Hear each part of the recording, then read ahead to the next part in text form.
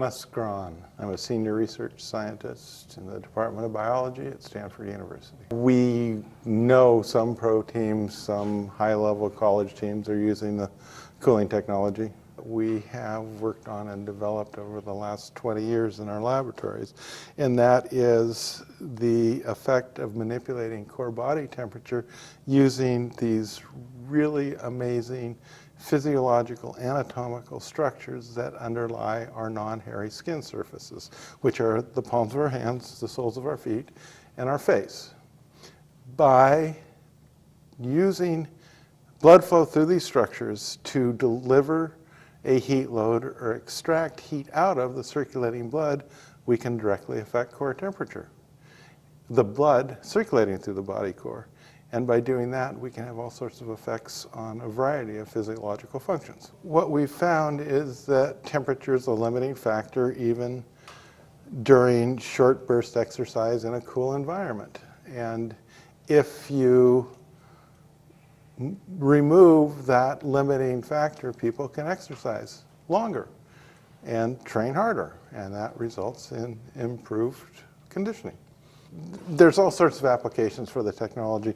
One is treating heat stress. That's when people are exercising in real hot environments and they're having all sorts of heat-related illnesses, cramping, nausea, vomiting, that sort of thing.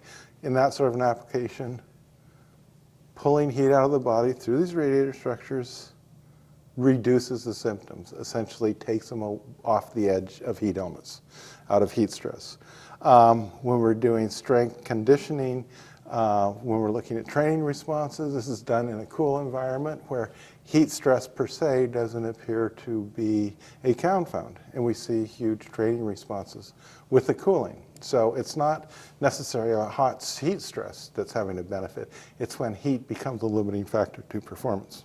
Anytime there's a burst rest cycle to the activity, if they use the cooling technology during the rest phase, they're going to perform better in the burst phase.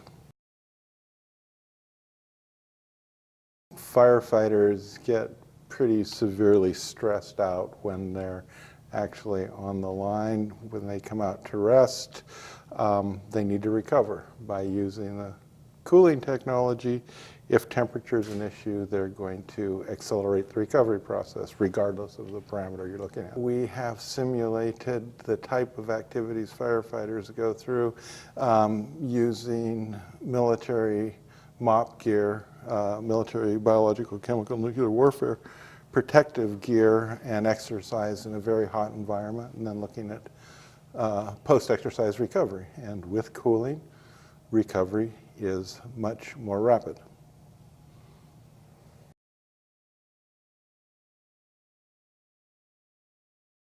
Their recovery will occur at a higher rate with the cooling than without the cooling. So we've done a lot of work in the lab looking at heat stress and recovery from heat stress.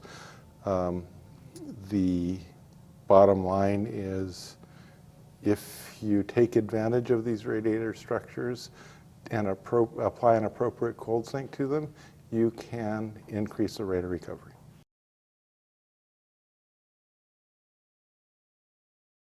If you use the cooling technology during their recovery, they are going to improve, regardless of the parameter that's being monitored.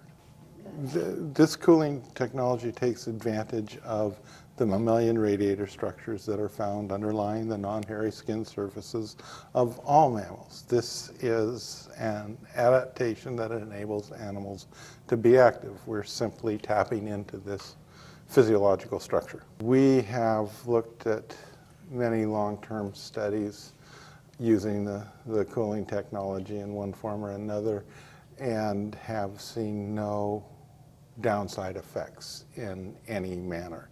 So if you use it, you'll see the training benefits, but there are no downside consequences that we have observed. For people that just want to be outside in the hot weather, the cooling technology can potentially have a benefit in that if they're getting extremely heat stressed, this will reduce the internal heat load. How much, how long, what they can do, what they don't want to do is really totally individual and dependent on the situation. We have done a breadth of studies looking at physical performance and the effect of cooling on it. What we've found is that we can increase endurance in long-term exercise. We can increase acute performance in short burst exercise times, and we can improve training responses, both strength and work volume over multi-week training regimes. So we've pretty much done the gamut of what the core cooling technology can do for exercise performance.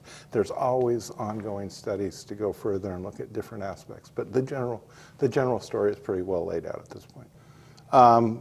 You know, for all the skeptics, which we've seen a lot of them, ones that are willing to try the technology, their skepticism resolves.